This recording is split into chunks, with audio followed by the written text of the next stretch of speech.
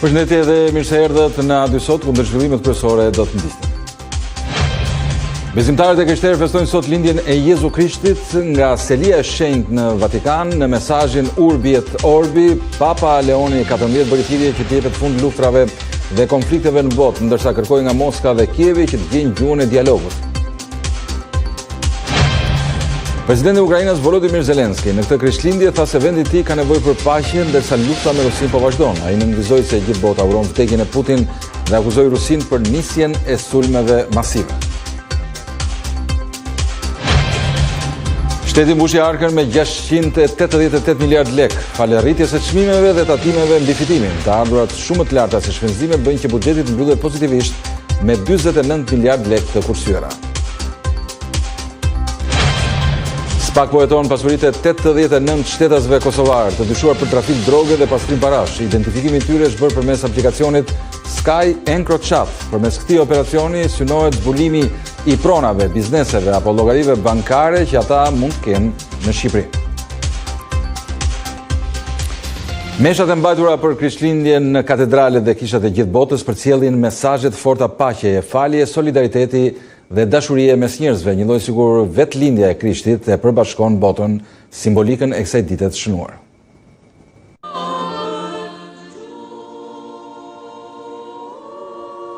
Krishtlindja është dita ku të gjithë flasin me gjuhën e paqes, së dashurisë dhe prosperitetit.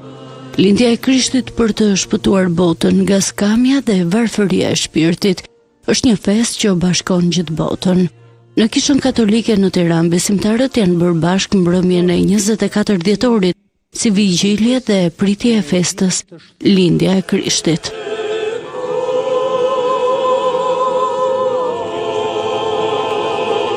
Këtë mbrëmje sodisim këtë dashuri, ta tatkojmë, ta përqafojmë e të lejojmë që të na tërheqë me forcën e saj çliruese, shëruese, pajtuese. Po i rrëfejmë hyjt të gjithë pushtetshëm dhe juve, o vëllezër e motra, se kam mëkatuar shumë, me mendime, me fjalë, me vepra dhe me lëshime, për fajin tim, për më të madhin fajin tim. Prandaj po i porositem së lumes Mari, gjithmonë virgjër, të gjithë engjëjve, shenjtërve dhe juve o vëllezër e motra, që t'i luteni për mua, Zotit hyj ton. Hyj gjithëpushtetshëm, pas të mëshirë për ne. Në i falët mëkatet tona, na përcjell në jetën e pasosur. Edhe në Kishën Ortodokse në Tiranë, urimet për më shumë paqe e dashuri mes njerëzve ishin kryefjalë. Të urojmë me shpirt e me zemër, Krishtlindjet të mbara edhe vitin e ri, shëndetin në radhë të parë dhe dashuria. Sot besimtarët e krishterë dhe jo vetëm ata, zgjohen me dhurata për njëri tjetrin, shtrojnë tryezën që mbledh familjen bashkë me urimin për më shumë paqe, qetësi dhe gëzime. A2 CNN bashkohet po një lloj urimit, gëzuar Krishtlindjen. Presidenti i Republikës Bayram Bega e ka uruar besimtarët e krishterë me rastin e festës së Krishtlindjes. Në mesazhin e tij, kreu i shtetit përcolli urime për paqe, shpresë dhe më shumë solidaritet mes qytetarëve. Uroj të gjithë besimtarët e krishterë gëzuar Krishtlindjen. Është një ditë e shenjtë që shënjon vlerat më të larta të besimit, të dashurisë, të solidaritetit, vlera në fakt që përfaqësojnë identitetin ton dhe atë çfarë ne njihemi botërisht të bashkëjetesës dhe harmonisë ndërfetare. Kjo ditë duhet na bëjë të respektojmë dhe të duam më shumë njëri tjetrin, por mbi të gjitha të kuptojmë dhe të ndihmojmë ata që janë më të dobtit. Prandaj uroj që kjo Krishtlindje të jetë një Krishtlindje e mbushur me gëzim dhe begati dhe bekime për çdo besimtar, për çdo shqiptar dhe uroj një vit të ri sa më të mbar për gjithë shqiptarët. Ndalimi i të gjitha luftrave ishte mesazhi qendror i dhënë nga Papa Leoni XIV gjatë meshës së Krishtlindjeve në Bazilikën e Shëmpjetrit. Fjala e Papa Leonit ishte e para që pasatit Papa Gjon Palit në vitin 1994 me fjalimin e famshëm Urbi et Orbi. Papa Leo XIV kremtoi meshën e Krishtlindjeve në Bazilikën e Shëmpjetrit, një njërisi e rëndësishme krahasuar me të kaluarën afërt. Që nga pontifikati i Palit VI, papët në përgjithësi ja kishin besuar këtë kremtim një kardinali, duke rezervuar për vete bekimin Urbi et Orbi në mesditë. Papa i fundit që kremtoi meshën gjatë ditës në vitin 1994 ishte Gjon Pali II. Në një apel gjatë mesazhit të bekimit drejt qytetit dhe botës, Papa Leo bëri thirrje për të dhënë fund të gjitha luftrave globale, duke folur nga balkoni qendror para mijëra njerëzve. Ai vajtoi konfliktet politike, sociale ose ushtarake në Ukrainë, Sudan, Mali, Myanmar, Tajland dhe Kambodja. Le t'ja besojmë të gjithë kontinentin evropian princit të paqes, duke i kërkuar atij që të vazhdojë të frymëzojë një frym bashkësie dhe bashkëpunimi në besnikërinë dhe rrënjeve dhe historisë së saj të krishterë, dhe solidaritet dhe pranim të atyre që janë në nevojë. Le të lutemi në një mënyrë të veçantë për popullin martir të Ukrainës. Le të pushojë zhurma armëve dhe palët e përfshira, me mbështetjen dhe angazhimin e bashkësisë ndërkombëtare. Të gjejnë guximin për të angazhuar në një dialog të sinqert, të drejtpërdrejtë dhe të respektueshëm. Papa i cili ka bërë kujdesin për emigrantët një temë kryesore të papatit të tij të hershëm, gjithashtu ankua për situatën e emigrantëve dhe refugjatëve që përshkojnë kontinentin amerikan. Gjithashtu ai bëri thirrje për ndaljen e padrejtësive dhe paqëndrueshmërisë politike.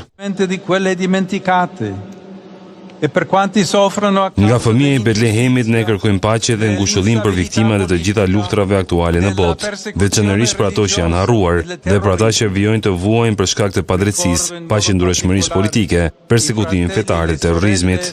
I kujtoj në një mënyrë të veçantë vëllezërit dhe motrat tona në Sudan, Sudanin e Jugut, Mali, Burkina Faso dhe Republikën Dominikane të Kongos. Leo, i cili në të kaluarën ka kritikuar masat e ashpra të presidentit shërbaz Donald Trump kundër imigracionit, nuk e përmendi Trump. Në predikimin në prag të Krishtlindjeve, Papa tha se refuzimi për të ndihmuar të varfrit dhe të huajt është i barabartë me refuzimin e vetë Zotit. Presidenti i Ukrainës Volodymyr Zelensky në fjalimin e tij të Krishtlindjeve tha se vendi i tij ka nevojë për paqe, ndërsa lufta me Rusinë po vazhdon. Ai nënvizoi se gjithë bota uron vdekjen e Putin dhe akuzoi Rusinë për nisjen e sulmeve masive. Ne festojmë Krishtlindjet në një kohë të vështirë. Mjerisht, jo të gjithë jemi në shtëpi, jo të gjithë kemi ende një shtëpi dhe për fat të keq, jo të gjithë janë me ne sot. Megjithatë, pavarësisht të gjitha vështirësive të sjella nga Rusia, ajo është e paaft të pushtojë ose bombardojë ato që ka më shumë rëndësi. Kjo është zemra jonë ukrainase, besimi ynë tek njëri tjetri dhe uniteti ynë. Jemi të lumtur kur dëgjojmë muzikën e Krishtlindjeve, por edhe më të lumtur kur nuk dëgjojmë muzikën e së keqes, kur nuk dëgjojmë dron dhe raketa që fluturojnë sipër kokës. Në prag të Krishtlindjeve, rusët treguan edhe një herë se kush janë në të vërtetë. Bombardime masive, qindra dron Shahed, raketa balistike, raketa Kinjal, gjithçka u përdor. Kështu sulmojnë njerëzit e pa fe, kështu bëjnë ata që nuk kanë absolutisht asgjë të përbashkët me krishtërimin apo me asgjë njerëzore. Sot të gjithë ndajmë një ëndër dhe bëjmë një dëshirë së bashku, u shoft Vladimir Putini. Secili prej nesh mund të mendoj privatisht, por kur i drejtohemi Zotit, sigurisht kërkojmë më shumë. Ne kërkojmë paqe për Ukrainën, ne luftojmë për të dhe lutemi për të. Хто на фронті, щоб повернулися живим.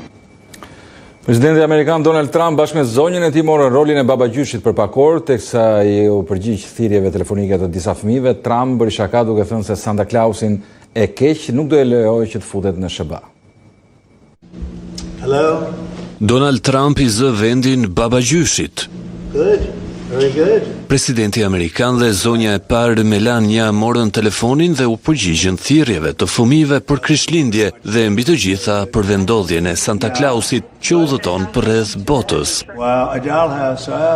Një fëmijë pyet Trumpin se si e gjurmon babagjyshin dhe përgjigjja e presidentit ishte kjo. Ne gjurmojmë babagjyshin për rreth botës sepse duam të sigurohemi që ai po sillet mirë. Sanda është një person i mirë. Ne kërkojmë të sigurohemi se ai nuk është një infiltruar, pra nuk duam që në SBA të futet një babagjysh i keq, por zbuluam se Santa është i mirë dhe ju do shumë. Ai e pëlqen Oklahomën, ashtu si unë. Oklahoma u soll mirë me mua në zgjedhjet.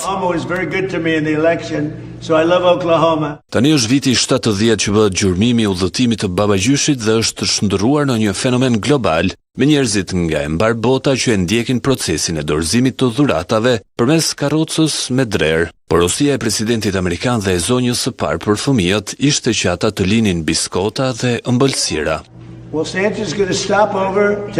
Komanda e mbrojtjes ajrore të Amerikës Veriore në një operacion të përbashkët mes ushtrisë së SBA-ve dhe Kanadas të vendosur në bazën ajrore të Colorado Springs është përgjegjëse për gjurmimin e babagjyshit, por edhe për mbrojtjen e qiellit mbi Amerikën e Veriut.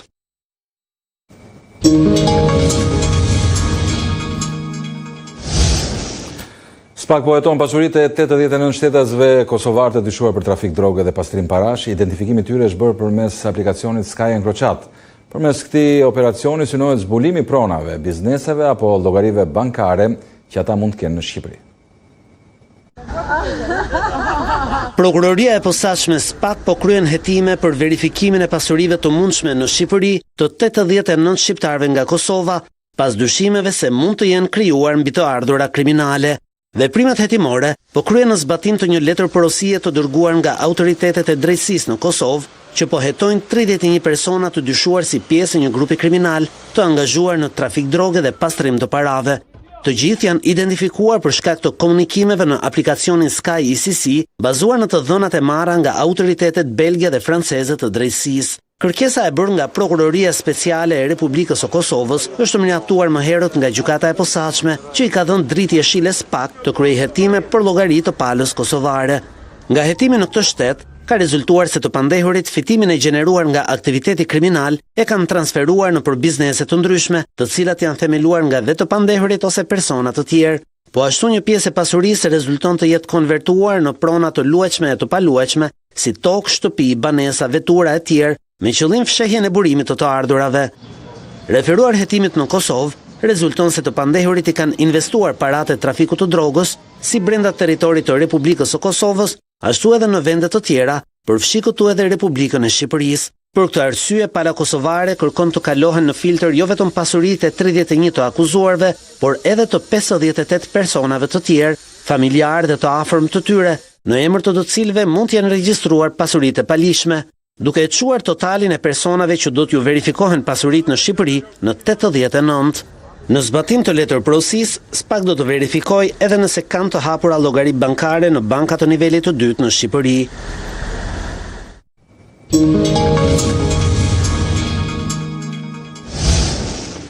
Largën e shtetit u futën gati 688 miliard lek deri në nëntor, ky kryesisht nga çmimet dhe fitimet e individëve dhe bizneseve. Të ardhurat ndjeshëm më të larta se shpenzimet bën që ekonomia e vendit të mbyllej pozitivisht në janar-nëntor me mbi 49 miliard lek të kursyeara. Kryesisht nga çmimet dhe fitimet e individëve e bizneseve në arkën e shtetit u futën gati 688 miliard lek deri në nëntor. Të dhënat nga Ministria e Financave tregojnë se në krahasim me janar-nëntorin e shkuar, të ardhurat në buxhetin e shtetit u zgjeruan me 39.7 miliard lek apo 6.1%. Performanca paraprake e të ardhurave dhe shpenzimeve për periudhën e raportuar janar-qershor të vitit 2025 ka rezultuar me një vlerë relativisht të lartë, vetëm krahasuar me një vit më parë, por krahasuar edhe me një dekadë më parë. Peshën më të madhe në rritjen e të ardhurave gjatë 11 muajve e ka mbajtur tatimi mbi vlerën e shtuar në import me plot 144.2 miliard lek. Rritja e pagave për punonjësit administratës publike, por edhe aksioni i tatimeve kundër nëndeklarimit pagave bën që arka e shtetit të përfitonte gati 76 miliard lek.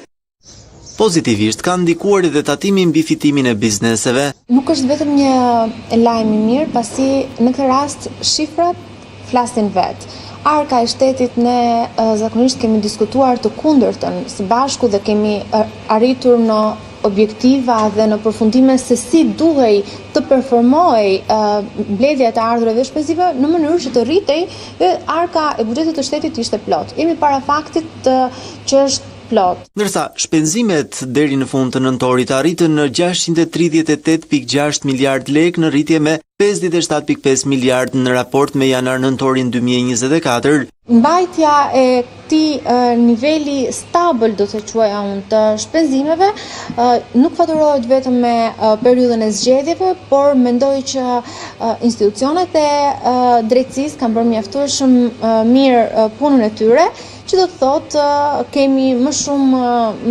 seriozitet në realizimin e shpenzimeve dhe në çuarjen e këtyre shpenzimeve në destinacionin e duhur sipas nevojave paraprake që ka vendi. Të ardhurat në ndjeshëm më të larta se shpenzimet bën që ekonomia e vendit të mbyllej pozitivisht në janar-nëntor me mbi 49 miliard lek të kursyera. Përqendrimi i shpenzimeve publike në muajin dhjetor me gati 1/4 e buxhetit është shndruar në problem kronik. Brenda këtij muaji mbeten për të shpenzuar 193 miliard lek ose rreth 2 miliard euro. Kjo shifër është sa 1/4 e buxhetit total të këtij viti. Institucionet nuk po i shpenzojnë dot parat, nga mbi 691 miliard lek të planifikuara për të përdorur për investime dhe nevojat të tjera deri në fund të nëntorit, u shpenzuan më pak se 639 miliard. Thëndryshe u realizua vetëm 91% e planit. Që po haset gjithmonë më tepër vështirësi në realizimin e investimeve apo në firmosjen e financimit të projekteve të caktuar për arsye nga më të ndryshme, qofshin këto burokratike, qofshin këto legale, qofshin këto frika nga institucionet e drejtësisë e të tjerë. Më tepër se sa vitet e kaluara pati një mosrealizim të investimeve relativisht të rëndësishme në vlerë në raport me vitet e kaluara. Ishte në periudhën e tetorit që ne kishim gati 507 milion euro në arkat e shtetit të pa investuar, që ishin mbledhur por që nuk po investohesh. Brenda këtij muaji mbeten për të shpenzuar 193 miliard lek ose rreth 2 miliard euro. Kjo shifër është sa 23.5% e buxhetit total të këtij viti. Nga një anë sigurisht parat që ngelen në arkat e shtetit sigurisht që nuk i dhen poshtë, është reduktuar borxhi publik, janë përmirësuar situata financave publike, por që në thelb qytetarët shqiptar kanë nevojë për shumë shërbime që nuk u realizuan. Ministria e Financave argumenton se shpenzimet patën e curit ngadalt për shkak të vonesave në procedurat tenderuese dhe atyre në realizimin e projekteve si dhe me marrjen e fondeve të huaja. Ka përshtypje që nuk është vetëm ky faktor, gjithsesi për te aspektin, nëse do kthehesh pak mbas në komos, shiko të dhënat e 31/12/2024, por shiko të dhënat e nëntorit. Shikon që realizueshmëria e investimeve ishte shumë e ulët se sa kjo shifra. Ishte gati 2/3 e kësaj shifre që ti përmende pak më parë. Të dhënat nga financat tregojnë se realizimi më i ulët i investimeve gjatë këtij vitit u shënua nga Ministria e Ekonomisë, ndjekur nga ajo e brendshme, Ministria e Arsimit, Ministria e Mbrojtjes, Bujqësia, si dhe Infrastruktura e Energjia, ndërsa e curin më të mirë e ka pasur Ministria e Shëndetësisë.